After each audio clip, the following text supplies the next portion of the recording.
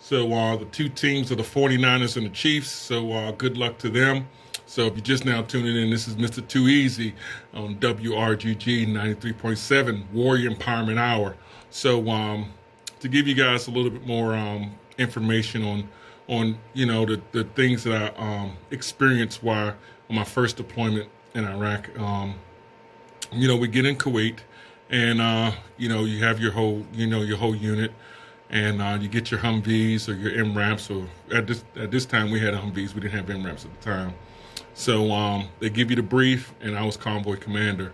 So I was one of the lead vehicles, and I just was lucky enough to have a sergeant major with me. And of course, during this time, when you got to the border from Kuwait to Iraq, you would have women and children holding arms to block you from getting into Iraq.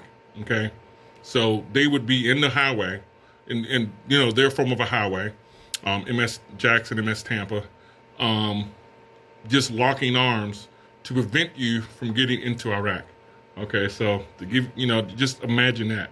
You're there to kind of, for lack of terms, help them, save them, and they're impeding you to enter. Okay, so of course, we as humans and we as Americans, we're very compassionate. So of course, you see the first set of vehicles go through. As they stop, guess what happens? These people have other people behind them or beside them that jumps on your vehicle, start pulling equipment off, reaching in there, pulling on you, tugging on you, have like little, not really pocket knives, but like things like, shanks, knives, stuff, and they go, grabbing in the window at you, stuff like that. So of course, it's hot in the Middle East. It really is.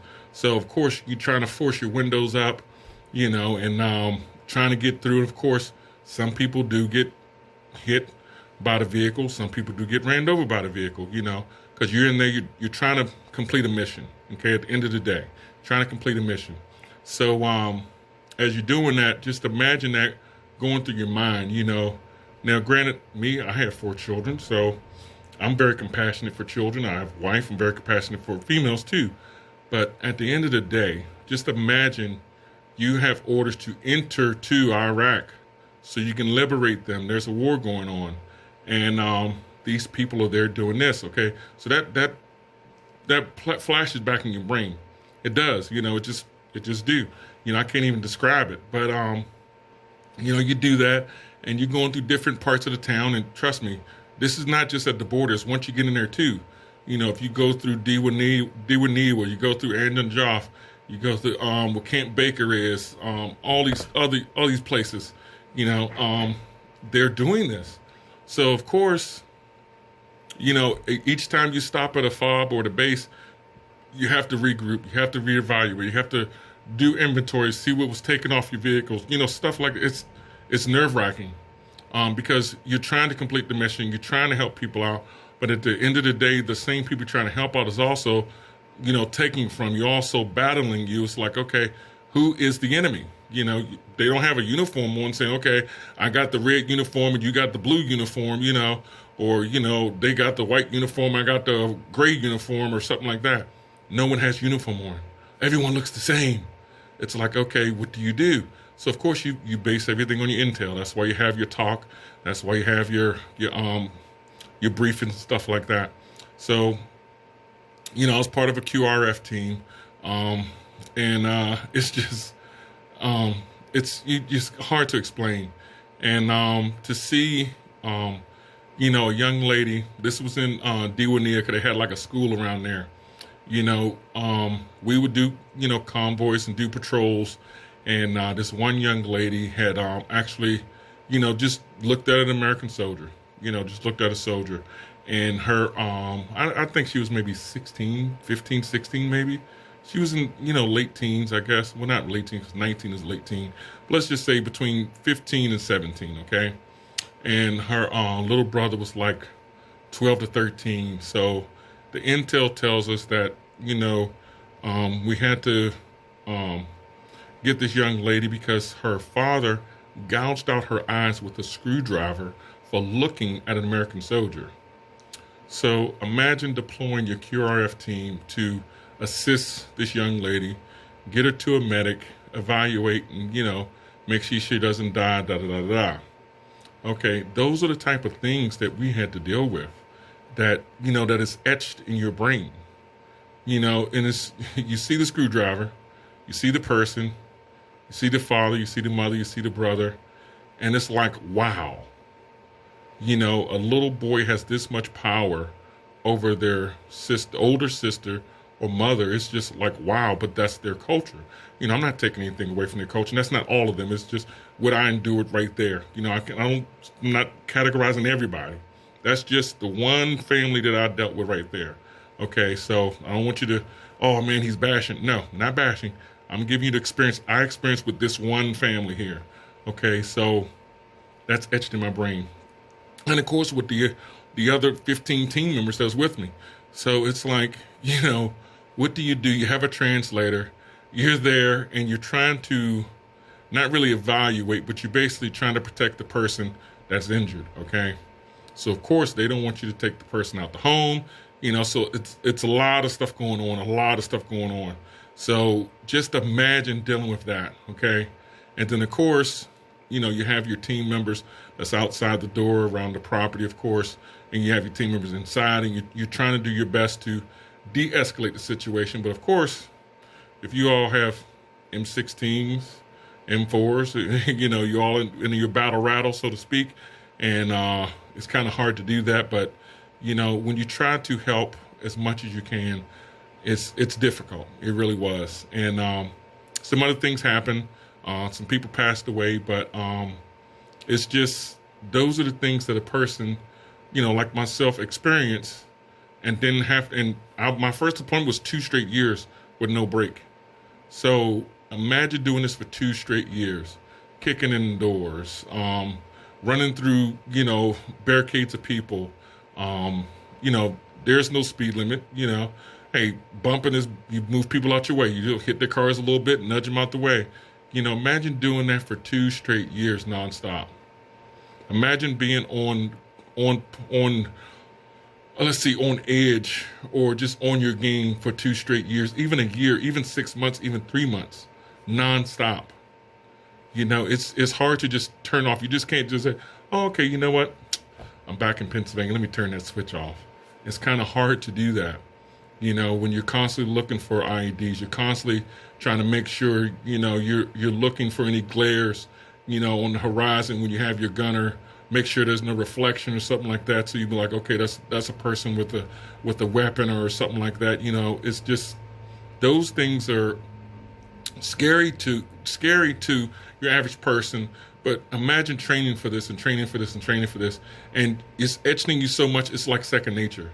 It's like waking up in the morning, brushing your teeth, washing your face. It's second nature, So you're doing this and you're doing this and you're doing this. And then, you get back after your deployment. They ask you, hey, how you feel? Man, I feel good to be back at the United States, man. Well, do you feel like harming yourself? No. You feel like harming someone else? No. What are you going to do? Man, I'm going to the bar. That's the only thing you have in your mind, at least for me. I don't speak for all veterans. But that's the only thing I had on my mind. Boom. So, of course, amongst that, you're getting, what is it called? SRP or whatever, you're demobbing. So, of course, they had the TB test. And sure enough, 3 of us tested positive. And it was about the size of a $50 coin piece, So, of course, they kind of quarantine us. And that was pretty scary because I'm thinking I'm ready to go to the bar, I'm in Seattle, Washington. I'm what do they say these days? I'm going to turn up. Turn down for what? So they held us for about a week. And I laugh at it now because I kind of understand it, but during that time, it wasn't really funny. So, the doc comes in and he has on those little face mask things and got his gloves on, got the clipboard. And it's me and my 2 battle buddies because we tested positive for TB, tuberculosis. So he goes, you guys know what TB is? So we're like, nah, we don't know. You guys got us in here. But this room, it's like when you go in the room, it like shuts like it's a real sealed room for real. And you see people laying in beds and stuff, and you got the plastic around them. And and I wasn't really thinking about anything. I was like, okay, all right, it's not like I've been in many hospitals at the time. So I was like, okay, all right. He was like, well, you guys have tuberculosis. We're going to run some more tests. You're going to be here for a week. But you guys watch any movies? We're like, yeah, yeah. You guys watch Tombstone? Yeah, man, that's my favorite movie. That is my favorite movie. Yeah, well, you guys have what Doc Holliday has. What? Wait a minute. He died at the end. So now it ain't so funny, you know. So he's like, no, don't worry. You know, we have a lot more better technology, about a lot better medicine than they had, you know, in Tombstone. So he's trying to lighten the mood. But it's like, okay, you already said, you know, already gave us the analogy. And, you know, I'm like, wait a minute, he died at the end. You know, it's nothing you can say that's going to make me think I'm not going to die. So, of course, you know, they put me on INH, the medication for like 6 months, 3 to 6 months or whatever. But I have latent TB, which means it's dormant, you know, so, which is pretty awesome. But I get a chest x-ray, I think, every year, every 6 months, whatever it is, whenever they tell me to come in for a chest x-ray. I don't remember all the little details. But just imagine you're gone for 2 years, you come back, and you get hit with that. Okay. Now, that's not, you know, everything that went on. Of course, you know, you lost battle buddies and, you know, other stuff happened. But these things add up to how or why a person like myself have the combat PTSD, the hypervigilance, the depression, the anxiety, you know, the nightmares, the flashbacks. These are some of the reasons why. And, you know, I really didn't talk about it when I got back, because who am I talking to it about? You know, I figured if I keep working, keep my head down, do what I need to do, you know, do PT a lot, you know, do what I need to do, and my mind to get off of it. But it's not that easy. And, you know, we may think it's easy, but it's really not. And, you know, before they had the term, you know, combat PTSD or TBI or stuff like that, we really didn't know what it is, you know. So, you know, we make jokes like, oh, well, you know, you just shell shocked, it'd be okay, you know, be all right, you know. So you still, you know, on Friday nights, if you don't have duty, you know, you go to the Class 6, get a few cases of beer, whatever, chill out the barracks, or you go to the NCO club, you know, whatever, you know, you wanted to do. So you never really thought about it. But then every now and again, it would surface, you know, you get the nightmares, you get the little flashbacks, and you really don't think about it, you know.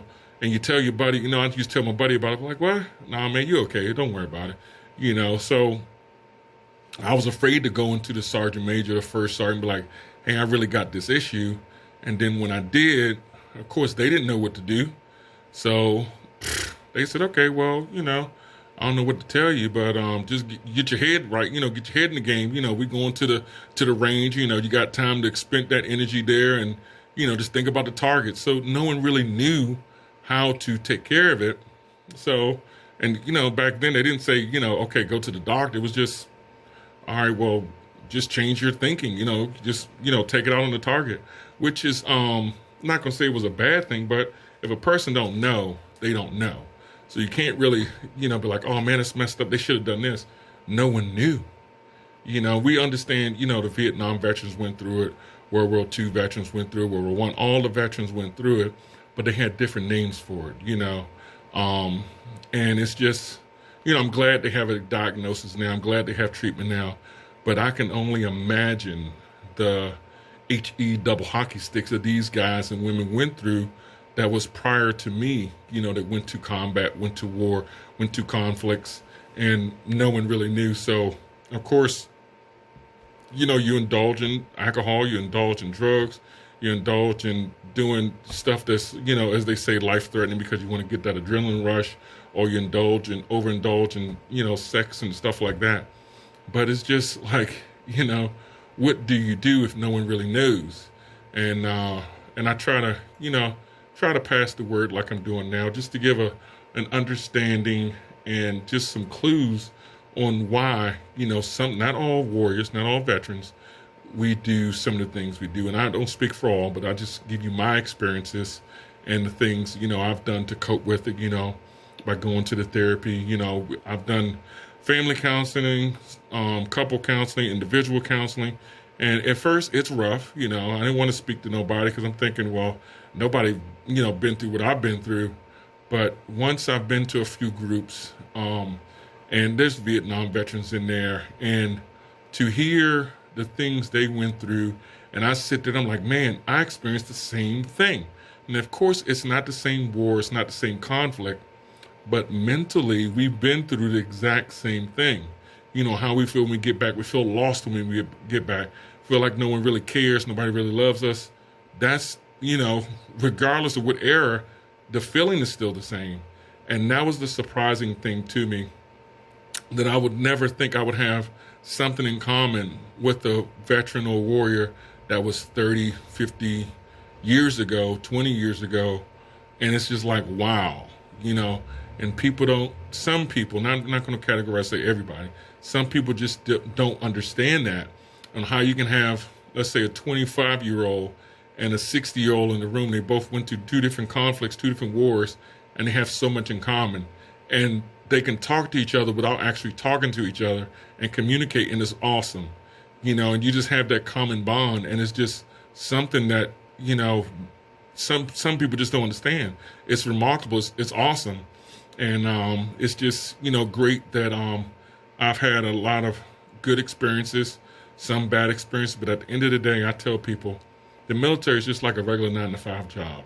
You can have some bosses you like, you can have some bosses you don't like. At the end of the day, you're getting paid to do a job. Whether I'm working at Walmart, whether I'm in the Army, whether I'm working at Sheets, whether I'm in the Marine Corps, whether I'm at, I don't know, Rudders, or, you know, I'm working, you know, at, I don't know, Dilly's, you know. So it's just, you know, you're getting paid to do your job, do the job to the best of your ability. And that's even in the military. You know, they spend so much money on us to be the best that we can be. You know, to be an Army of One, to be a Marine, to be an Airman, to be a Coast Guardman. I don't know what the term is for Coast Guard, or, you know, to be a Navyman. And they invested in you because when they do have that call, they know that they spent the money and the time for your proper training, regardless of what your MOS is. They spent the proper training to make sure that you're the best subject matter expert for that job. And that's just like most civilian jobs, you know. They have the little training that you can, you know, you go to perfect your job, to have, you know, more efficiency working. Same thing. The only difference, to me, the only difference is military, you have no opinion. You shut your mouth and you do your work. There's no EEO. Oh, you're yelling at me. Look here, buddy. Do your job, you know. But that's the difference to me. Now, I know the military has changed a little bit, but when I went through, trust me, you didn't have no opinion. They can care less. Look here, we're paying you to do a job, you're government property. Don't get no tattoos, don't get no piercings. You're property of Uncle Sam. So, you know, that's just some things that I experienced, you know, while I was in. And let me play another song right quick. I think I'll play Love This Bar. Oop, wrong remote. I Love This Bar by, what's